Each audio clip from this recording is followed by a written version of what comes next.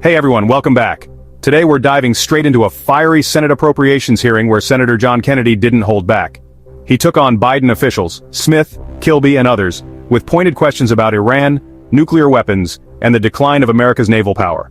Kennedy's tone was sharp, his logic even sharper, and what he revealed raises serious concerns for every American. Is the theocracy in Iran an enemy of the American people? That was his opening shot, and it hit hard. Let's break it down. General, is the theocracy in Iran an enemy of the American people and all people who refuse to adopt the theocracy's radical version of Islam? Well, Senator, I'm not a scholar in that regard, but I would say that Iran presents a clear and present danger to all those who do not bend to Well, their do you think will. they're our friend? They are not our friend. Kennedy asked the obvious but often avoided question, is Iran our friend? The answer, a resounding no. He pressed further. How many innocent people has Iran's theocracy killed? The witness couldn't give a number, but we all know it's in the tens or hundreds of thousands. And then came the bombshell. If the Iranian regime got a nuclear weapon, would they be more dangerous? Of course they would. That's not speculation. That's common sense.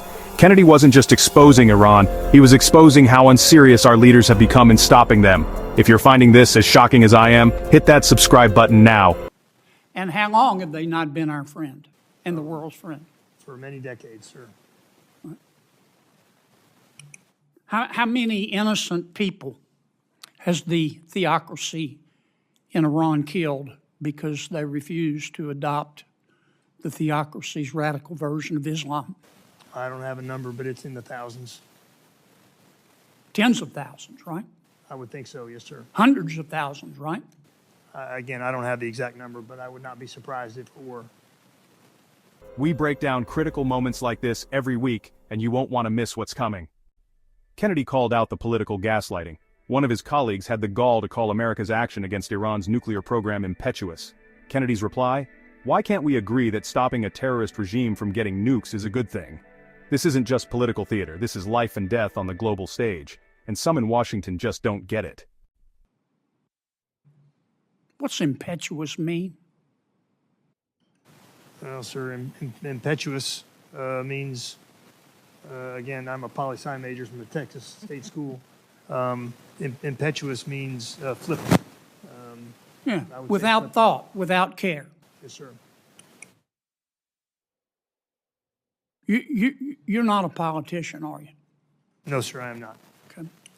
One of my friends on the committee said that America's decision to destroy the Iranian theocracy's ability to make a nuclear bomb was impetuous.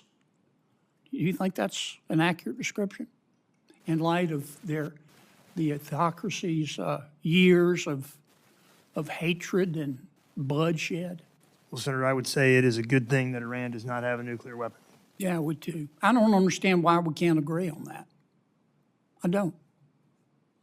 From Iran, Kennedy shifted to another looming crisis, America's shrinking Navy.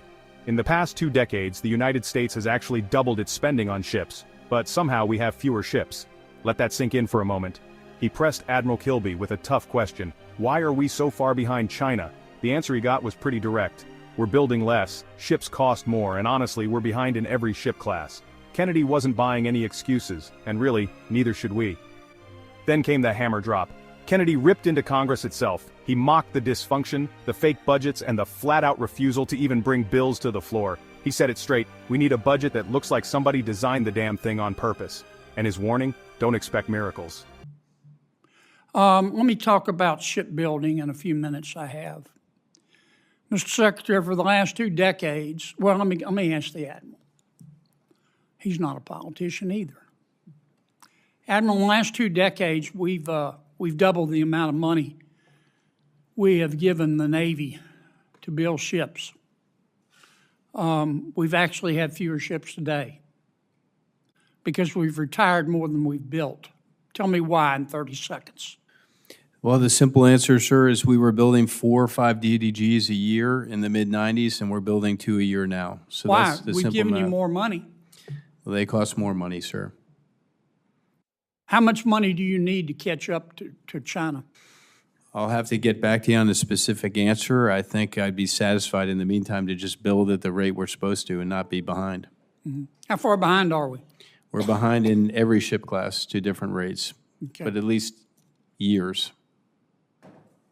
Maybe someday donkeys will fly backwards, but for now, we live on planet Earth. That's not cynicism, that's reality. And Kennedy's asking the military to start preparing now, before it's too late. This hearing wasn't about headlines, it was about survival. Iran is an active threat, our shipyards are falling behind, and Congress? Broken. Senator Kennedy didn't just ask hard questions, he told the truth in a town full of people avoiding it. So ask yourself, are we ready for the threats coming? Or are we too busy playing politics while enemies gather strength?